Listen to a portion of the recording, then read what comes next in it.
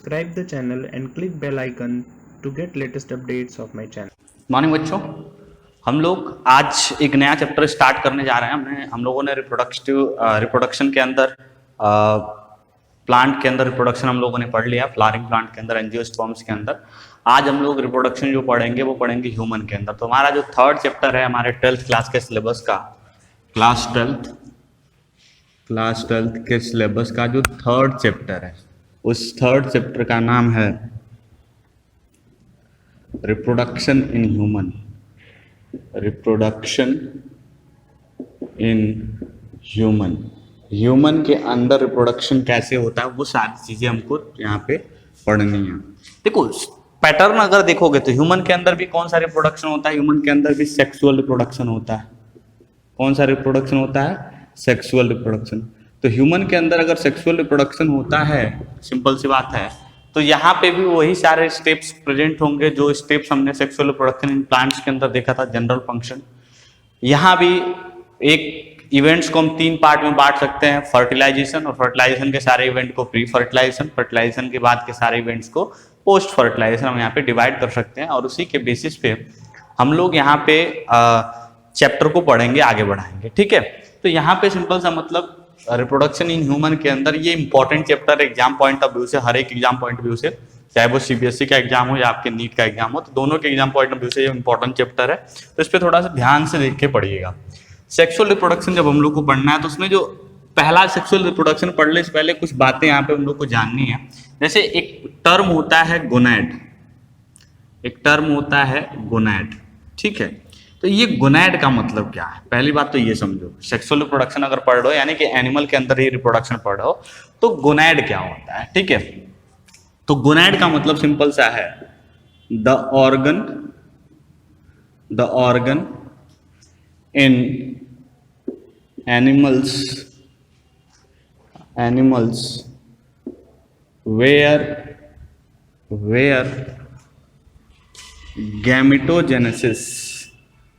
Gametogenesis takes place. देखो gametogenesis यानी कि सिंपल सा मतलब गैमेटोजेनेसिस का रिजल्ट क्या होता है? गैमीट होता है। तो ऐसे ऑर्गन जहां पे गैमीट का फॉर्मेशन होता है उस ऑर्गन को हम क्या कहते हैं? गोनैड कहते हैं। गोनैड का मतलब सिंपल सा मतलब कि जिस भी ऑर्गन के अंदर गैमीट का फॉर्मेशन होता है उस ऑर्गन को हम क्या कहते हैं? गोनैड कहते हैं। तो यहाँ पे अगर हम इसका एग्जाम्पल अगर ह्यूमन के अंदर देखें, तो सिंपल सा मतलब मेल के अंदर, ह्यूमन के मेल के अंदर, चलो यहाँ पे हम लोग एग्जाम्पल लेते हैं ह्यूमन का, ठीक है, क्योंकि ह्यूमन के अंदर रिप्रोडक्शन पढ़ना है। तो ह्यूमन के अंदर जो मेल होता है, मेल, और ह्यूमन के अंदर एक फीमेल होगा। सेक्सुअल रिप्रोडक्शन में जाहिर सी बात है 2 ऑर्गेनिज्म होंगे और दोनों में क्या होगा कि अलग अलग टाइप के गैमीट प्रोड्यूस होंगे। तो मेल गैमीट जहां पे प्रोड्यूस होता है, यानी कि जहां पे मेल गैमीट प्रोड्यूस होगा, उस गोनैड का क्या नाम होगा? गोनैड का क्या नाम है? गोनैड का मतलब ऑर्गन जहां पे मेल गैमीट प्रोड्यूस हो उसको हम कहते हैं टेस्टिस। क्या कहते हैं?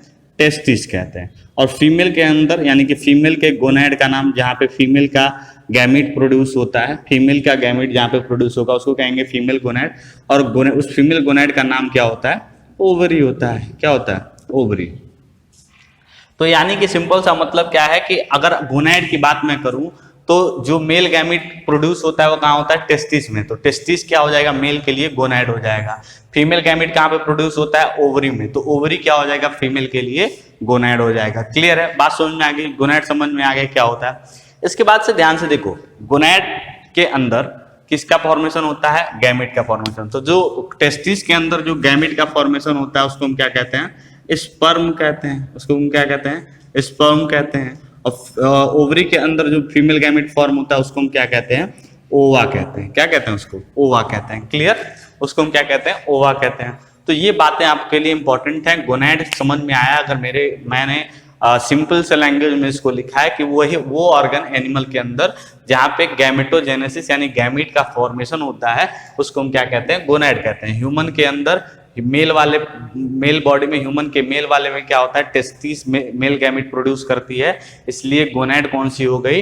टेस्टिस हो गई। फीमेल के अंदर ओवरी गैमीट प्रोड्यूस करती है, इसलिए फीमेल गोनैड कौन सा हो गया? ओवरी हो गया। क्लियर? बात समझ में आ गई? तो यहाँ पे गोनैड का मतलब आपको समझ में आ गया कि मेल के अंदर कौन सा गोनैड हुआ और फीमेल के अंदर कौन सा गोनैड हुआ।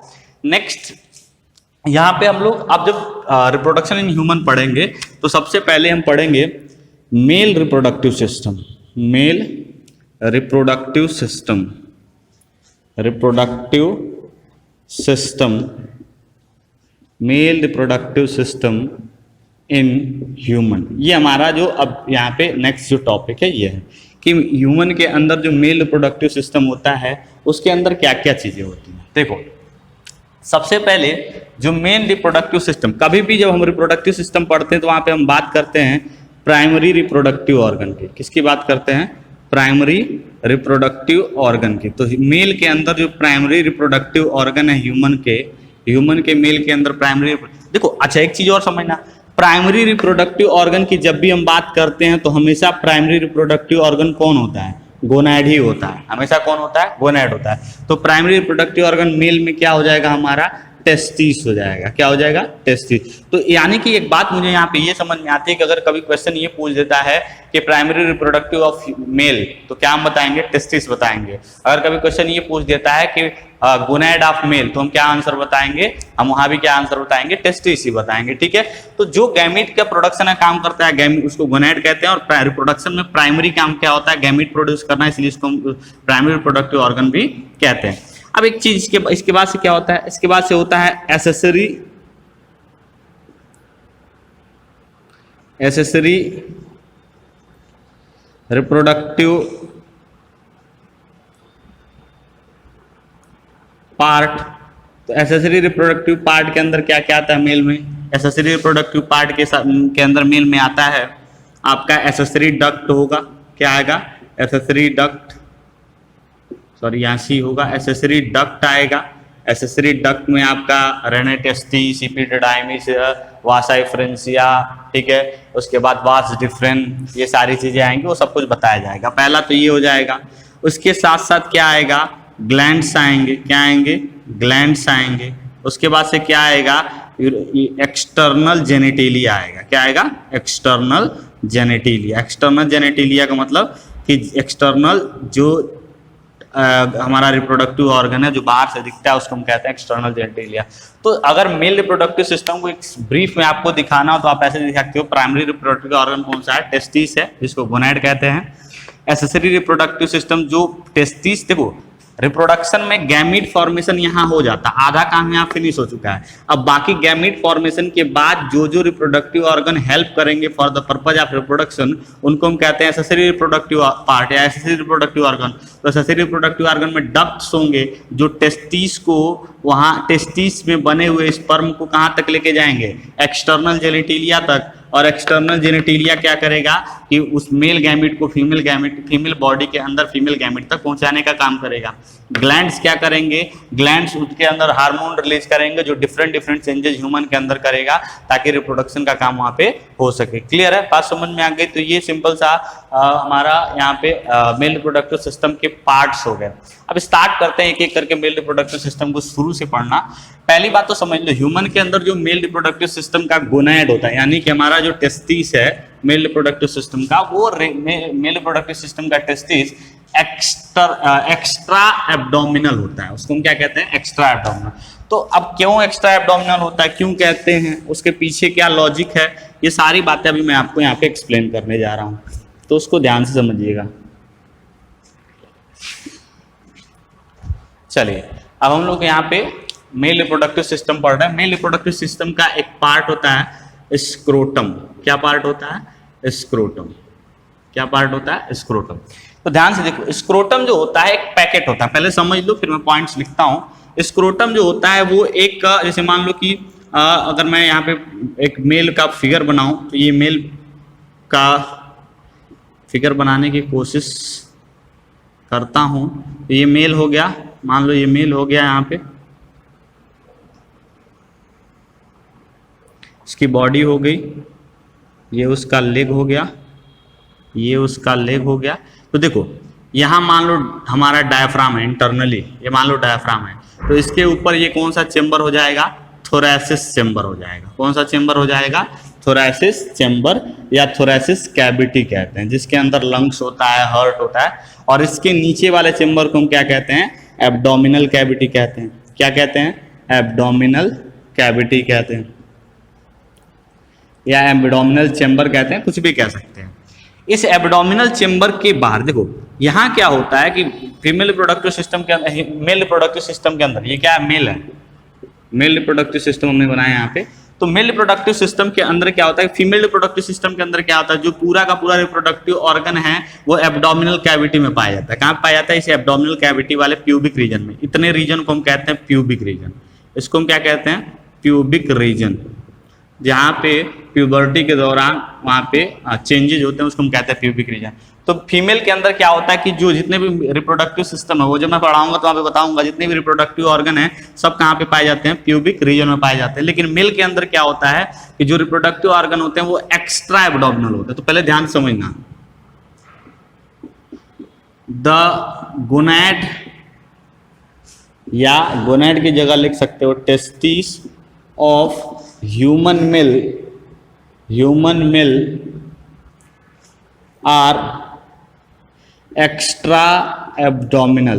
उनके लिए हम क्या वर्ड यूज करते हैं, एक्स्ट्रा एब्डोमिनल। एक्स्ट्रा एब्डोमिनल का मतलब कि एब्डोमिनल कैविटी से बाहर। एक्स्ट्रा एब्डोमिनल का मतलब क्या होता है, एब्डोमिनल कैविटी से बाहर। तो जो हमारा मेल रिप्रोडक्टिव सिस्टम के अंदर जो स्क्रोटम है, वो स्क्रोटम क्या होता है, स्क्रोटम एक पाउच के जैसा स्ट्रक्चर होता है। एक स्क्रोटम क्या होता है, एक पाउच के जैसा स्ट्रक्चर होता है। देखो ध्यान से, मैंने ये कहा कि द गोनैड जो है वो एक्स्ट्रा एब्डोमिनल है। तो एक्स्ट्रा एब्डोमिनल का मतलब एब्डोमिनल कैविटी से बाहर।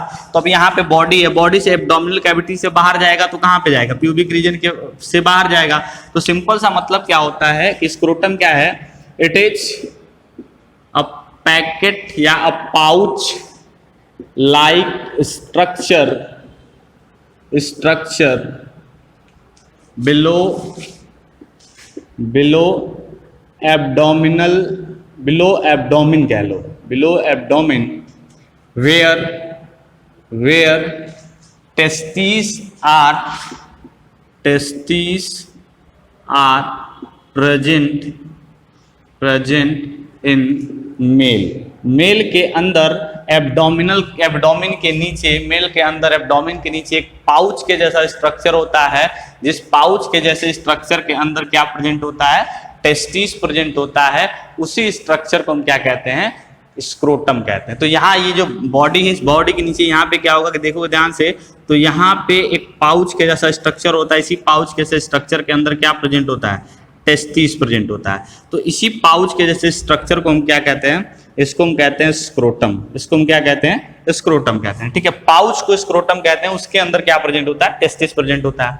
अब यहाँ ध्यान से देखो, हम यहाँ पे और थोड़ा सा डिटेल में फिगर यहाँ पे बनाएंगे, स्क्रोटम को थोड़ा और अच्छे से पढ़ेंगे, फिर जाके हम लोग टेस्टिस पढ़ेंगे और रिप्रोडक्टिव सिस्टम पढ़ेंगे मेल के अंदर। अब होता क्या है कि ध्यान से समझना, जैसे यहाँ पे मान लो कि ये एब्डोमिन है, ये एब्डोमिन और ये लेग हो गया, ध्यान से समझना, ये लेग हो गया, ये इसके ऊपर एब्डोमिनल वाला पोर्शन है। तो यहाँ पे क्या होता है कि एक कैनाल प्रेजेंट होता है, एक होल प्रेजेंट होता है। यहाँ पे एक होल प्रेजेंट होता है।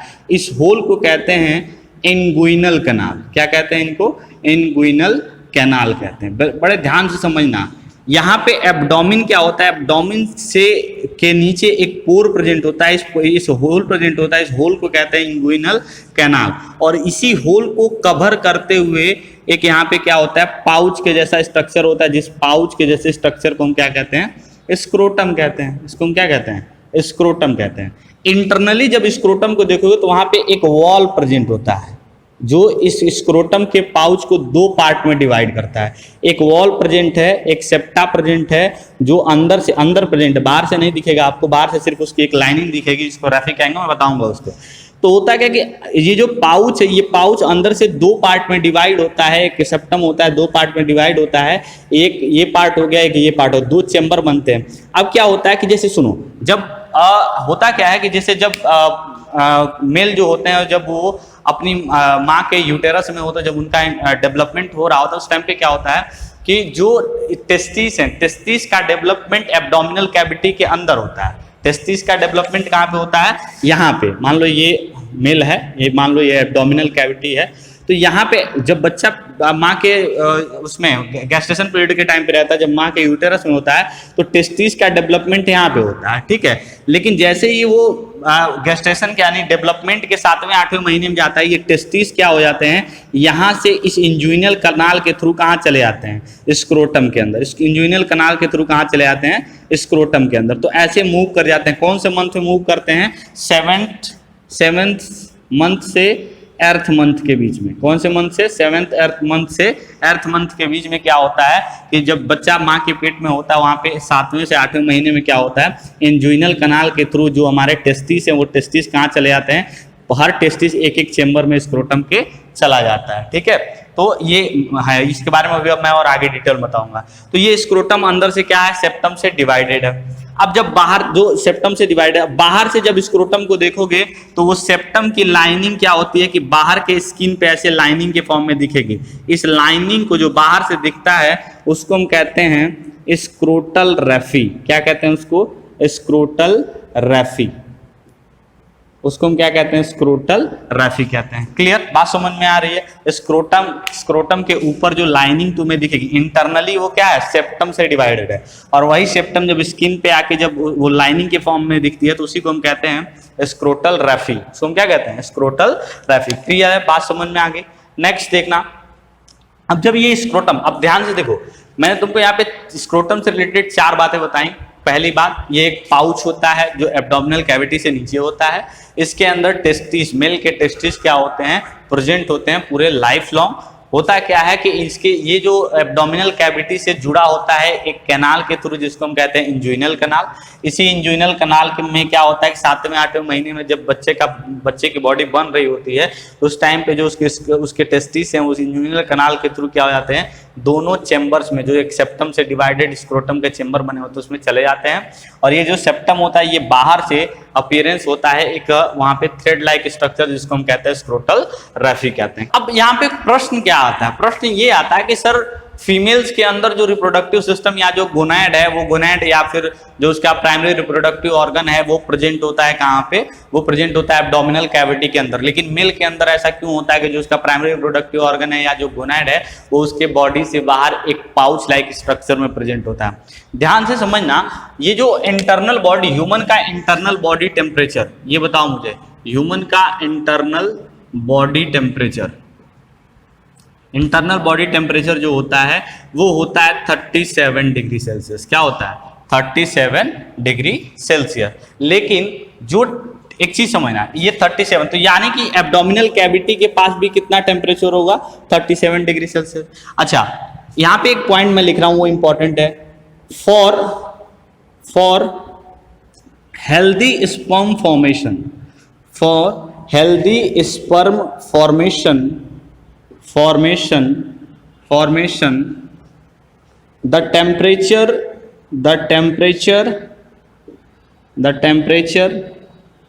should be 34.5 to 35 degree Celsius. 34.5 to 35 degree Celsius या 34 से 35 डिग्री सेल्सियस कह सकते हो। ध्यान से समझो, कहने का मतलब क्या है कि अगर टेस्टिस के अंदर स्पर्म, हेल्दी स्पर्म का फॉर्मेशन करना है तो उसके लिए जो टेस्टिस है उसका टेम्परेचर होना चाहिए 34.5 से 35 डिग्री सेल्सियस। लेकिन अगर ये टेस्टिस इसके अंदर होता एब्डोमिनल कैविटी के, तो इसका टेम्परेचर कितना हो जाता, 37 डिग्री सेल्सियस। यानी कि जितना टेम्परेचर स्पर्म फॉर्मेशन के लिए रिक्वायर्ड है उससे ज्यादा टेम्परेचर यहाँ पे उसको हो जाता। तो वहां पे जो स्पर्म फॉर्म होते, वो स्पर्म जो होते वो हेल्दी स्पर्म नहीं होते, उससे रिप्रोडक्शन का प्रोसेस आगे बढ़ाया नहीं जा सकता।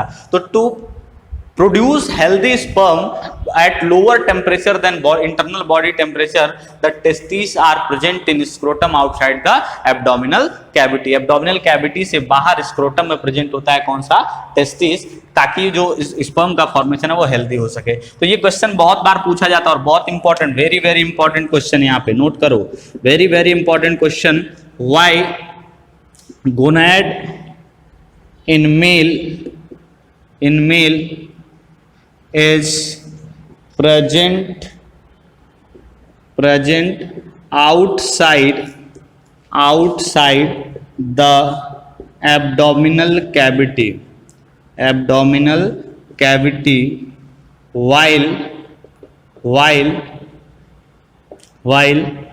in female gonads are present into abdominal cavity। तो ये इंपॉर्टेंट, बहुत बहुत बहुत इंपॉर्टेंट क्वेश्चन है कि ऐसा क्यों होता है कि जो मेल का गोनैड होता है वो एब्डोमिनल कैविटी से बाहर प्रेजेंट होता है और फीमेल का गोनैड जो होता है एब्डोमिनल कैविटी के अंदर प्रेजेंट होता है। तो देखो फीमेल के केस में जो ओवम फॉर्मेशन के लिए जो टेम्परेचर चाहिए होता है वो टेम्परेचर ये बॉडी टेम्परेचर के बराबर होता है, उसके पास टेम्परेचर जैसा कोई कंडीशन नहीं होता। लेकिन मेल के अंदर क्या होता है कि जो टेम्परेचर होना चाहिए ये आइडियल टेम्परेचर है और to maintain this ideal temperature body से बाहर होता है। जैसे एक एग्जांपल तुम्हें बताता हूँ, जैसे क्या होता है कि जब ठंडियों के टाइम पे जब अलाव जलाते हो घर पे, तो क्या होता है कि जैसे मान लो कि यहाँ पे बहुत सारे मटेरियल रख रखा जलाने के लिए, या पत्ते कहीं से ला के सूखे पत्ते ला के रख दिया तुमने, मैचस्टिक जलाया उसमें आग लगा दिया, तो जब आग लगती है जब वहां पे फ्लेम होता है उसका, जब तक उसका फ्लेम होता है तब तक उस अलाव से थोड़ी दूर पे खड़े रहते हो, ठीक है।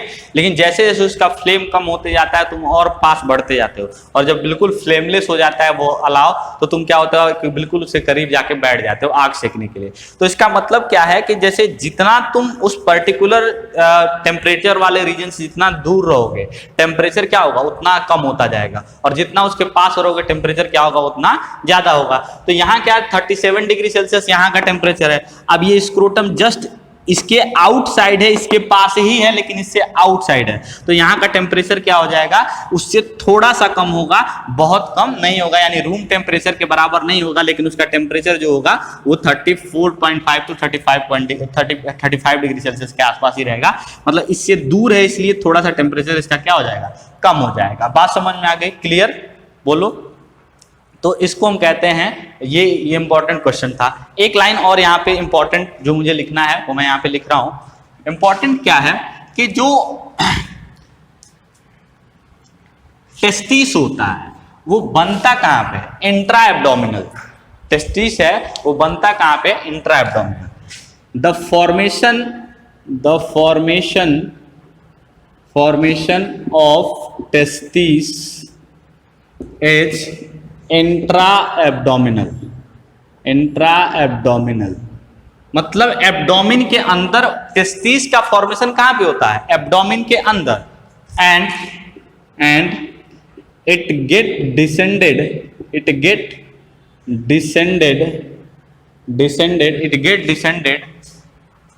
Into scrotum. ये स्क्रोटम में डिसेंड हो जाते हैं। It get descended into scrotum during 7th to 8th month of gestation or after parturition। Parturition मतलब कि जब बच्चा पैदा हो जाता है उसके बाद होता है। तो देखो 7वें से 8वें महीने में या तो हो जाता है या तो बहुत डिले होगा। तो जब बच्चा पैदा हो जाएगा मतलब जब वो माँ के यूट्रस से बाहर आ जाएगा तो उसके बाद क्या होगा वो डिसेंड हो जाएगा। डिसेंडेड का मतलब क्या होता है कि एब्डोमिनल कैविटी से डिसेंड हो जाना। कहाँ तक? स्क्रोटम में थ्रू इंजुइनल कनाल। ये इंपॉर्टेंट है। इंजुइनल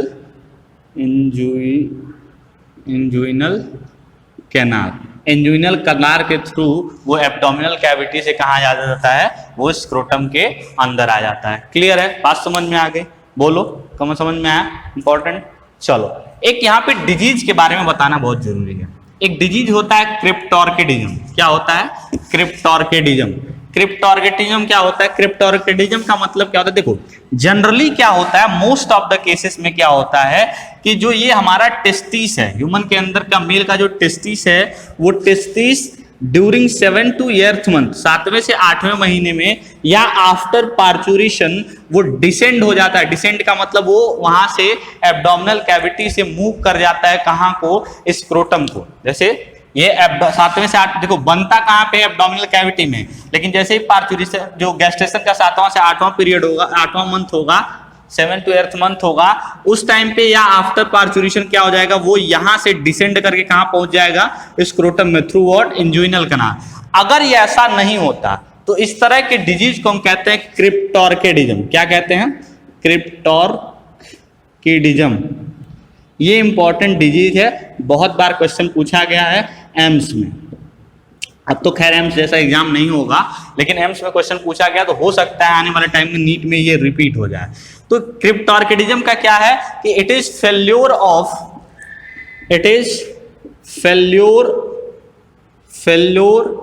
इन descendant of testes into scrotum from abdominal cavity through inguinal canal। तो ऐसे इस बीमारी को हम क्या कहते हैं? इस बीमारी को, इस घटना को, बीमारी नहीं है, वो पर्सन हेल्दी ही रहेगा, वो पर्सन हेल्दी रहेगा, बस उसके हो सकता है उससे रिप्रोडक्शन रिलेटेड कोई दिक्कतें आ जाए, बाकी ऐसा कुछ दिक्कत नहीं है कि वो पर्सन, वो जब बच्चा पैदा होगा तो बच्चे को कोई बीमारी रहेगी। बीमारी नहीं, एक स्टेज है, ये एक स्थिति है जिसमें क्या होता है कि जो एब्डोमिन के अंदर जो टेस्टिस बना होता है, वो टेस्टिस इंजुइनल कनाल के थ्रू हमारे स्क्रोटम में मूव करने से रह जाता है। वो कहाँ पे बच जाता है, वो कहाँ पे वहाँ पे रुक जाता है, वो एब्डोमिनल कैविटी के अंदर ही रुक जाता है। इस तरह की स्थिति को हम क्या कहते हैं? क्रिप्टोर्किडिज्म। क्रिप्टोर्किडिज्म भी दो तरह का हो सकता है, एक यूनिलेटरल हो सकता है, एक बाइलेटरल हो सकता है। यूनिलेटरल हो सकता है, यूनिलेटरल, या बाइलेटरल हो सकता है, यूनिलेटरल हो सकता है या फिर बाइलेटरल हो सकता है। एक स्थिति होती है कैस्टरेशन। क्या होती है? कैस्टरेशन। तो कैस्टरेशन क्या होता है, ध्यान समझना। ऑक्स एंड बुल में तुमको डिफरेंस पता है? ऑक्स क्या होता है, बुल क्या होता है? देखो, बुल जो होता है वो फर्टाइल मेल काऊ होता है। वो क्या होता है? फर्टाइल मेल काऊ को हम क्या कहते हैं? बुल कहते हैं। और इनफर्टाइल मेल काऊ को हम क्या कहते हैं? ऑक्स कहते हैं, जो कि खेत में हल चलाने के काम आता है। ठीक है, दोनों में डिफरेंस क्या है? देखो, डिफरेंस ये है कि जो वो भी मेल है, देखो सिंपल सा मतलब समझना, मैं तुमको उसको समझाने की कोशिश कर रहा हूं। काऊ के अंदर, काऊ मेल के अंदर, मेल काऊ के अंदर तुमको समझाने की कोशिश करता हूं इसको। देखो, बुल जो होता है, जैसे जब काऊ कोई मेल प्रोड्यूस करती है, बछड़ा जब प्रोड्यूस करती है, तो उस बछड़े के स्क्रोटम में दोनों टेस्टिस प्रेजेंट होते हैं। उस बछड़े के स्क्रोटम में क्या होता है? दोनों टेस्टिस प्रेजेंट होते हैं। क्या होता है कि एक स्टेज के बाद अगर उस बछड़े को ऑक्स बनाना है, मतलब उस बछड़े को पाल पोस के बड़ा करके और खेत में अगर हल जुतवाना है, तो उस टाइम पे क्या किया जाता है कि एक स्टेज के बाद, जब वो छोटा रहता है तभी उसके एक स्टेज के बाद क्या हो जाता है कि सर्जिकल रिमूवल ऑफ टेस्टिस, उस बछड़े के टेस्टिस को स्क्रोटम से सर्जरी करके रिमूव कर दिया जाता है। और जैसे ही सर्जरी करके रिमूव कर दिया जाता है, तो उस पर्टिकुलर बछड़े के अंदर जो एग्रेशन होता है, वो एग्रेशन रिड्यूस हो जाता है और वो बछड़ा इनफर्टाइल हो जाता है। वो बछड़ा क्या हो जाता है? इनफर्टाइल। और इनफर्टाइल होते ही वो क्या हो जाता है? वो हो जाता है इनफर्टाइल होते ही ऑक्स हो जाता है, बैल हो जाता है। ठीक है, ध्यान समझो। कैस्ट्रेशन क्या है? कैस्ट्रेशन क्या है? सर्जिकल रिमूवल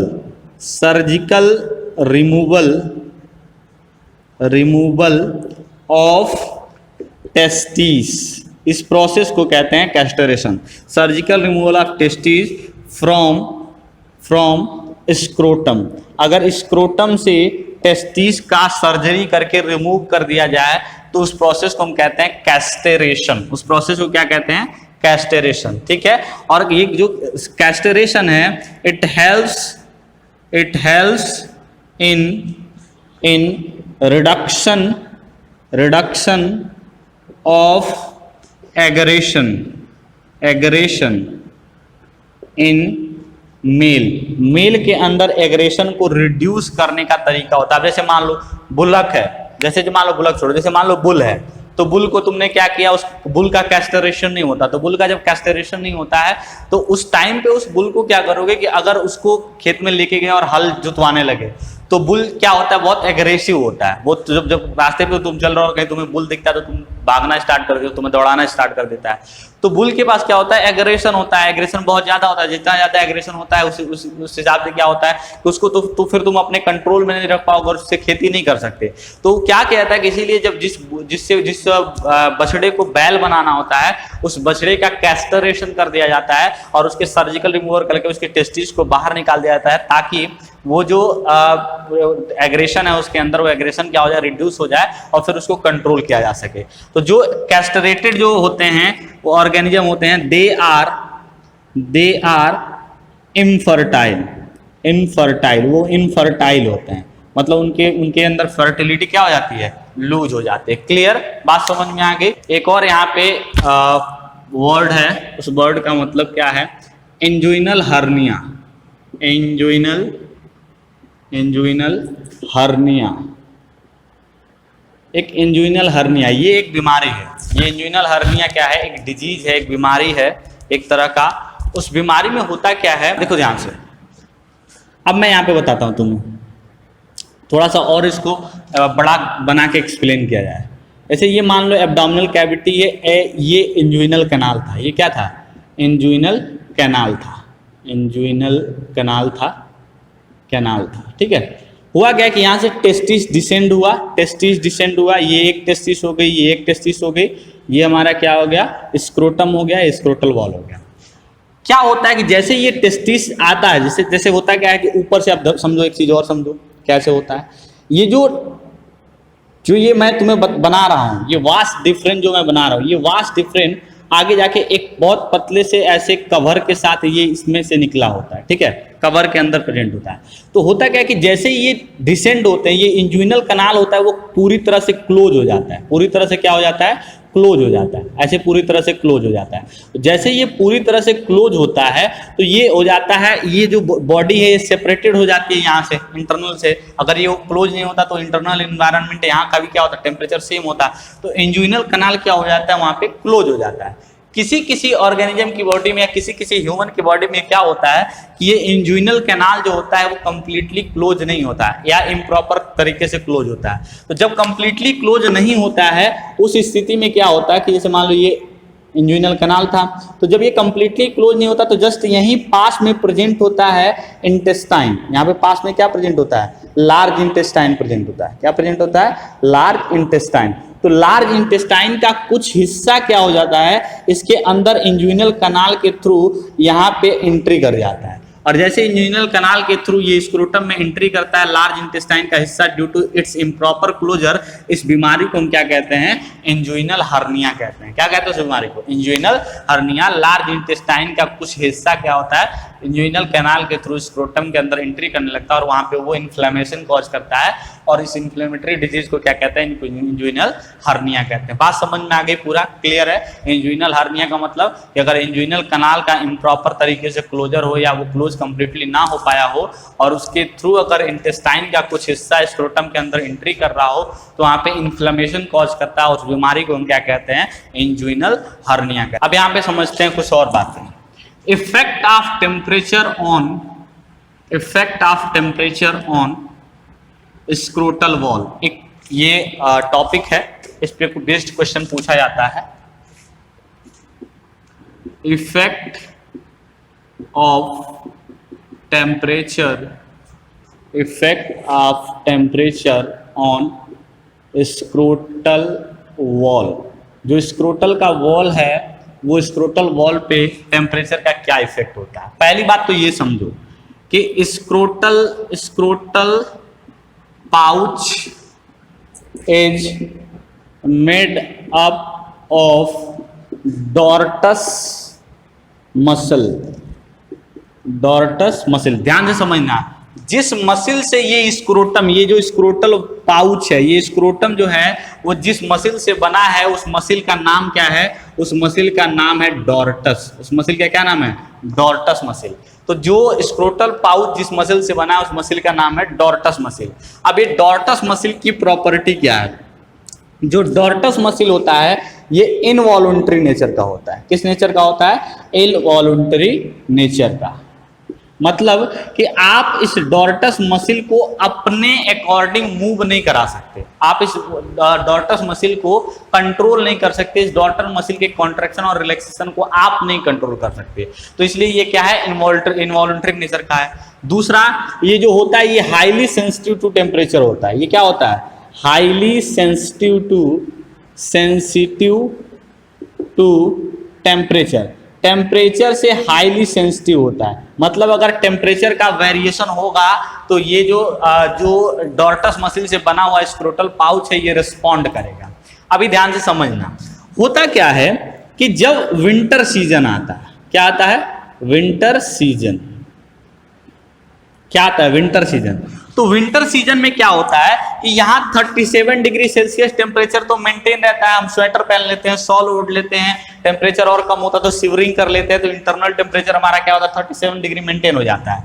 लेकिन बाहर का जो टेम्परेचर है, जहाँ पे स्क्रोटम है, वहां का टेम्परेचर बहुत कम हो जाता है विंटर के सीजन में। तो उस टाइम पे क्या होता है कि ये स्क्रोटल के मसिल्स जो हैं, जो डार्टस मसिल है, वो जैसे ही उसको सेंस होता है कि हमारा एक्सटर्नल टेम्परेचर कम हुआ है, ये अपने आप को कंट्रोल और कॉन्ट्रैक्ट कर लेता है, मतलब सिकोड़ लेता है, और जो हमारा ये स्क्रोटम है वो और एब्डोमिनल कैविटी के पास चला जाता है। बात समझ में आ गई। तो विंटर सीजन में क्या होता है, जो पाउच होता है, पाउच कॉन्ट्रैक्ट इटसेल्फ। तो विंटर के सीजन में क्या होता है कि जो पाउच होता है वो अपने आप को कॉन्ट्रैक्ट करता है, और कॉन्ट्रैक्ट करके वो और एब्डोमिनल कैविटी के पास पहुंचता है, ताकि उसका टेम्परेचर जो 34.5 टू 35 डिग्री सेल्सियस सही है वो मेंटेन रहे। और फिर समर के सीजन में क्या होता है, देखो समर के सीजन में क्या होता है, समर सीजन में क्या होता है, ये ड्यू टू ये कॉन्ट्रैक्टेबिलिटी और ये सब कुछ प्रॉपर्टी किसकी वजह से हो रहा है, डॉर्टस मसल्स की वजह से, ताकि क्योंकि वो बहुत सेंसिटिव होता है टेम्परेचर को लेके। देखो समर के सीजन में क्या होता है कि इंटरनल टेम्परेचर वहाँ 37 डिग्री सेल्सियस मेंटेन रहता है, बाहर का टेम्परेचर अगर उसको क्रॉस भी करता है तो हम पर्सपिरेशन है, स्वेटिंग कर लेते हैं, या फिर मतलब बहुत पतले थिन कपड़े पहनते हैं, फैन चला लेते हैं, एसी चला लेते हैं, जिससे कि हमारा internal temperature 37 degree Celsius maintain रहता है। तो 37 डिग्री सेल्सियस इंटरनल मेंटेन है, और बाहर क्या है हमारा, बाहर मान लो कि अगर टेम्परेचर बढ़ गया है तो एक्सटर्नल टेम्परेचर ज़्यादा हो गया, तो उस टाइम पे क्या होता है कि हम अगर इसके करीब, अगर स्क्रोटम इसके करीब रहेगा और बाहर का टेम्परेचर भी हाई रहेगा, तो इसके अंदर का टेम्परेचर 35 डिग्री सेल्सियस मेंटेन नहीं रह पाएगा।